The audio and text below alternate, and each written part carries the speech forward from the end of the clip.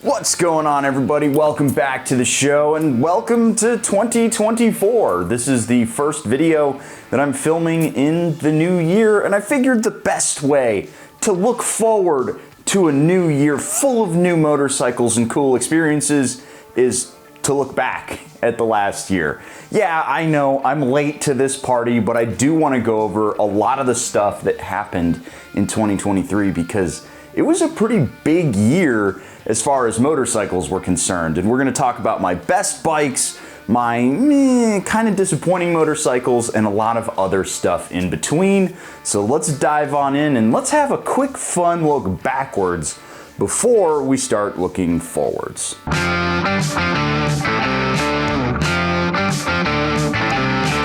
Now, I don't want to get too far into this preamble because we know how much I like to talk, especially when I'm sitting here in the office, but I do want to thank you guys first and foremost because last year, right before 2023 expired, we hit 125,000 subscribers on the channel, and that was my goal for 2023, and that's all thanks to you guys. If you would like to support what you are seeing, click the link down in the description below. Check out the Patreon.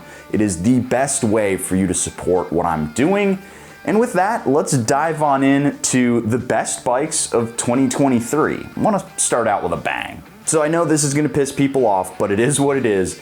The fifth best motorcycle of 2023 actually goes to the Sur-Ron X Light B, or Light BX. I'm still not entirely sure how it's phrased. It's a dumb name, but it's a great motorcycle. In case you missed that video, I've got a link in the cards here. It is an electric little mini dirt bike. It can, I think, be plated. You put the right stuff on there, maxes out at like 54 miles per hour, something weird like that. Makes like 8 to 10 horsepower. It's basically an electric Grom in the shape of a mountain bike that weighs less than 200 pounds.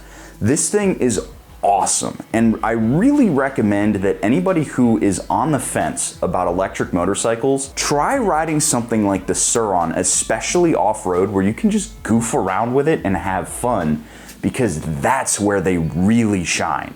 It's a great option for anybody looking for a Grom or looking for something that they can throw in the back of their, I don't know, their little sedan because they don't have a truck that can haul a dirt bike out somewhere. This is a really cool option, and it's got hot swappable batteries, so you don't have to worry about the battery wearing down and having to get a whole nother one and replacing a giant chunk of the motorcycle. It just slots out and slots in.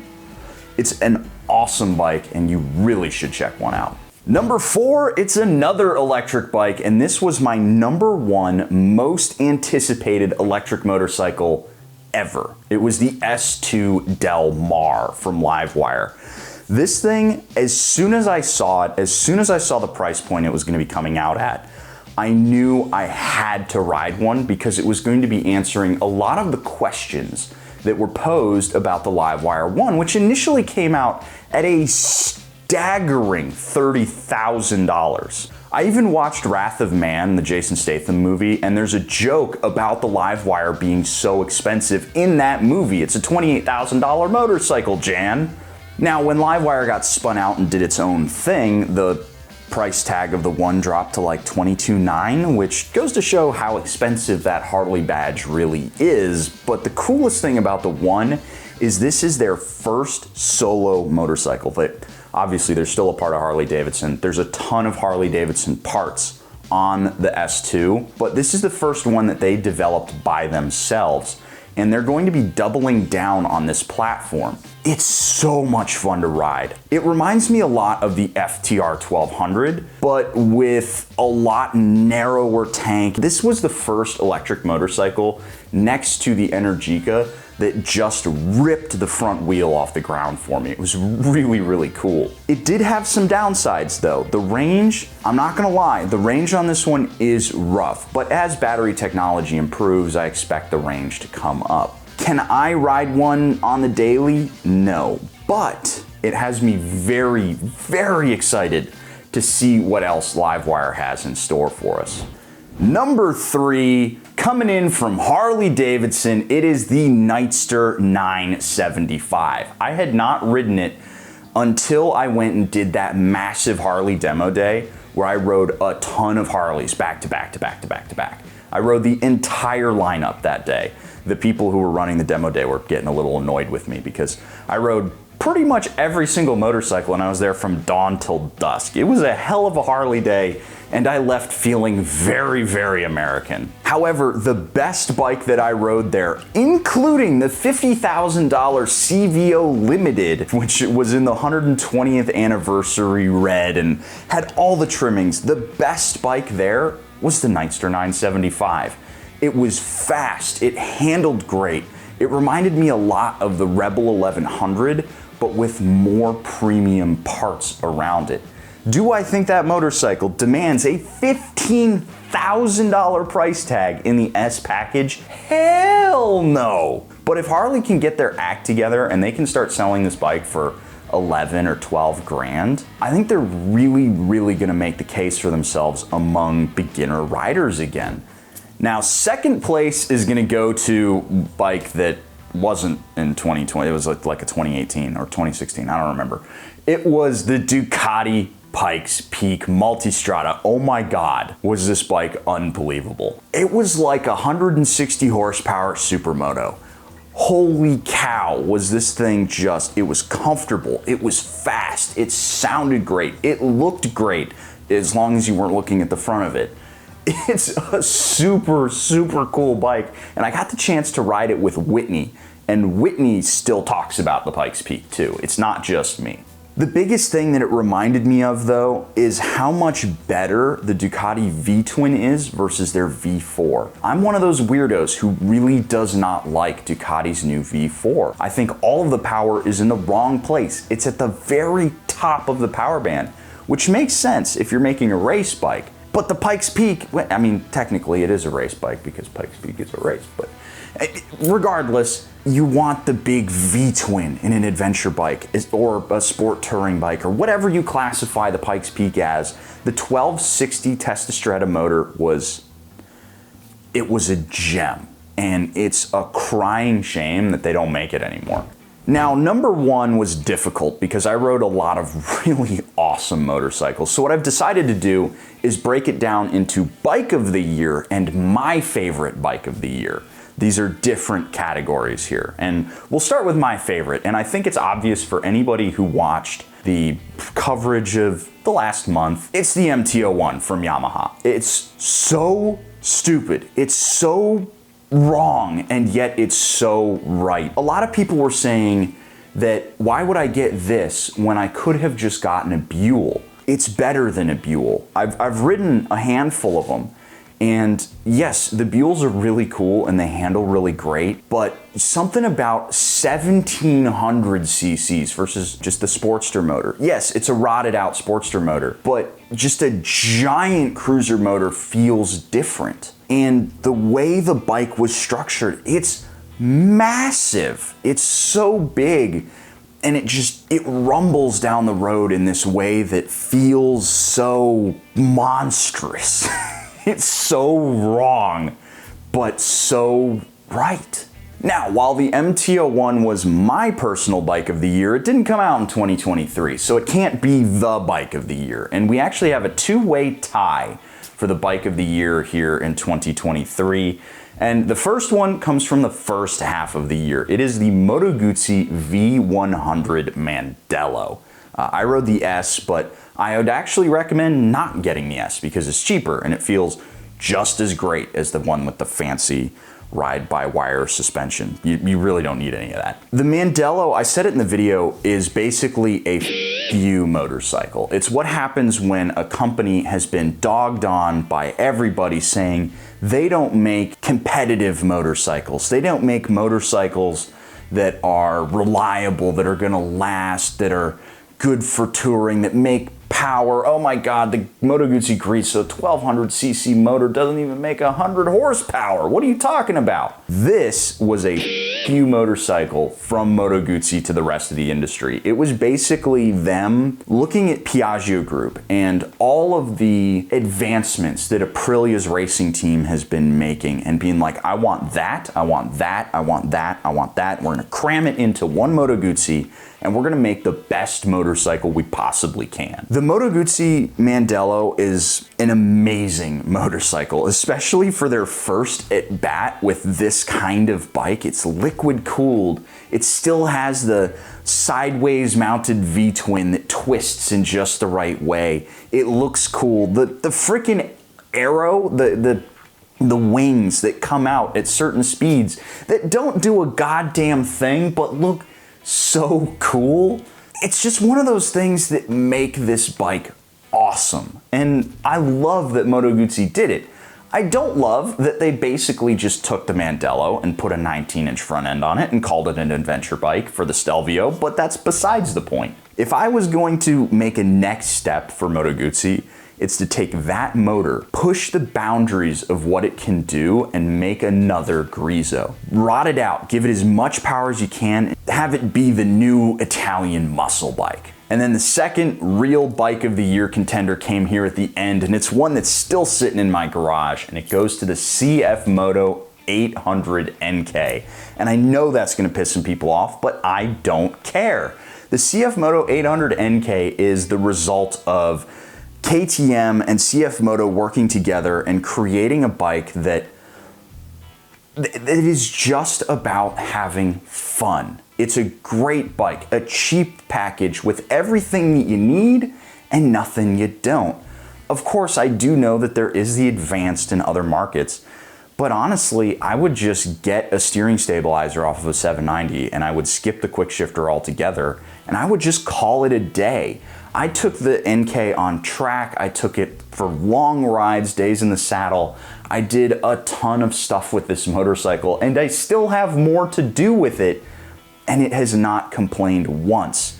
And to be perfectly honest, that thing still only has like 450 miles on it. So it has been through a hell of a break-in and it still ain't broken yet. So there's your CF Moto reliability for you. So now I want to wrap this video up with just some funny moments from 2023, or some highlights, shall we say. And I think the first most iconic highlight of 2023 was when I got a phone call from Shade Tree Surgeon and he said, hey Spite, I got this gold wing. It's up in Arkansas somewhere. Go get it, we're gonna give it away from Austin. And I was like, okay, cool, sounds good. I'll buy you the plane tickets, Spite, go ahead. So of course I get on this plane, go to Arkansas, pick up the bike from the owner who's awesome, and let me ride both of his Ducatis. Thank you, dude, those were awesome, especially that Hyper Motard.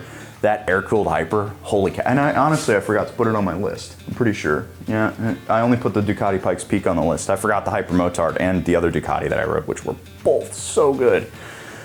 Oh, man. But then my day was swiftly ruined when the battery died in the middle of the Ozarks, leaving me stranded with no way to get going.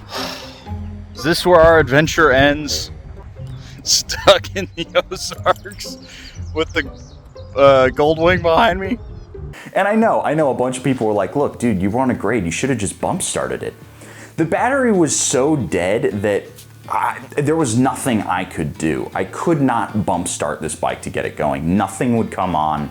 I did try bump starting it off camera. Yeah, that was an interesting experience. I went and got a tool kit for the bike, which is actually still in the garage. And I had my little battery pack to jumpstart this dead battery, just in case I had the audacity to turn the motorcycle off. The real lesson for that experience is not to bring proper tools with you. It's just don't listen to Shade Tree Surgeon. He has no idea what he's talking about. He's just like, yeah, it's gonna be totally fine. And then I got completely stranded. If Shade Tree Surgeon calls you up and he says, this is gonna be great, you're probably gonna get lost in the woods and just hear the banjos come calling your name as some hill folk come out to grab your soul and steal your motorcycle. You watch out for that Shade Tree Surgeon guy. He's a little odd. Then I think for me, the coolest experience of the year was actually getting to interview Kyle Wick from Harley Davidson, who's the lead engineer for the RevMax platform and the Pan America's development. That was really cool. If you followed my work for a while, you know how much I love the Pan America. It's another one of those motorcycles that Harley Davidson made, and they proved to the world that they can do anything they want if they put their minds to it. Why they haven't done that again is beyond me, but that's besides the point. Talking to Kyle Wick and learning about how they view the development of that bike in-house was really, really cool. And if you missed that interview, I highly recommend checking it out. I've got a link for it in the cards here, or here, I don't know.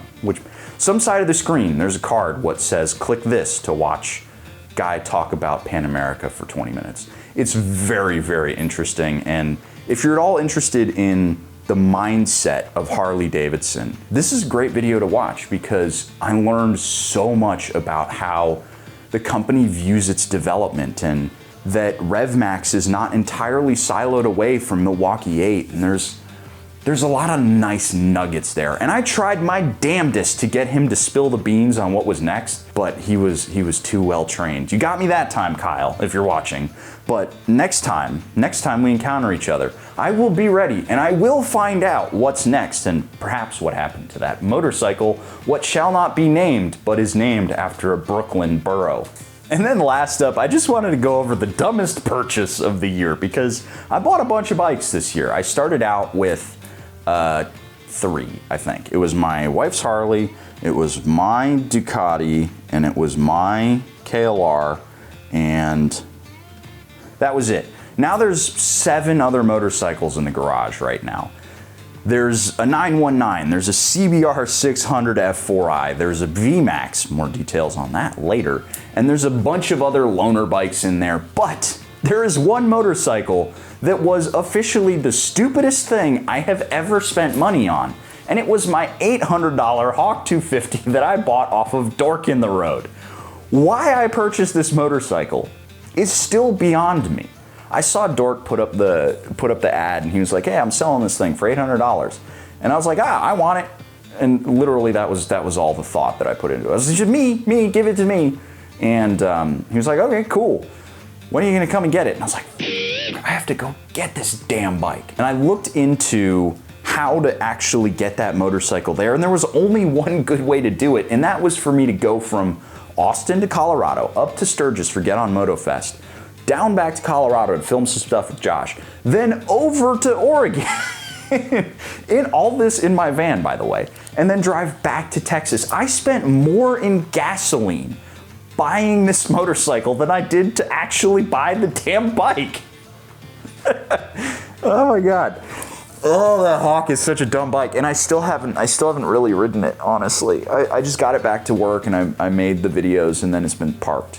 I have been doing a little bit of wheelie practice on it. I'm gonna do a whole video on learning to wheelie on the Hawk 250, but I actually really like it. I'm not gonna lie. The Hawk 250, as dumb of motorcycle as it is, for how cheap it is and how easy it is to work on and how simple the parts are, this is a great bike if you wanted to learn how to work on a motorcycle.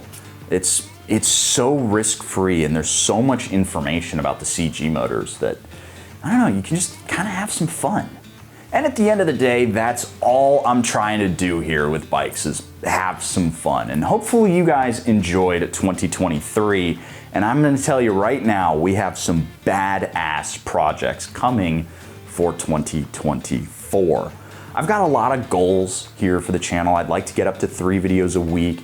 I'd like to do a little bit more traveling. I've got some secret plans with a certain Florida wizard who I may have warned you not to listen to earlier.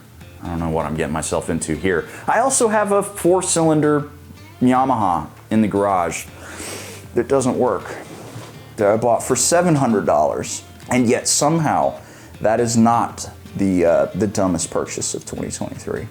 Carburetors. 4 carburetors it has. What have I done? But regardless of all of that, I've got a bunch of awesome plans and I want you to stick around and hopefully you're gonna enjoy this year as much as I hope you enjoyed 2023. And with that, guys, I'm gonna catch you in the next one. See you later.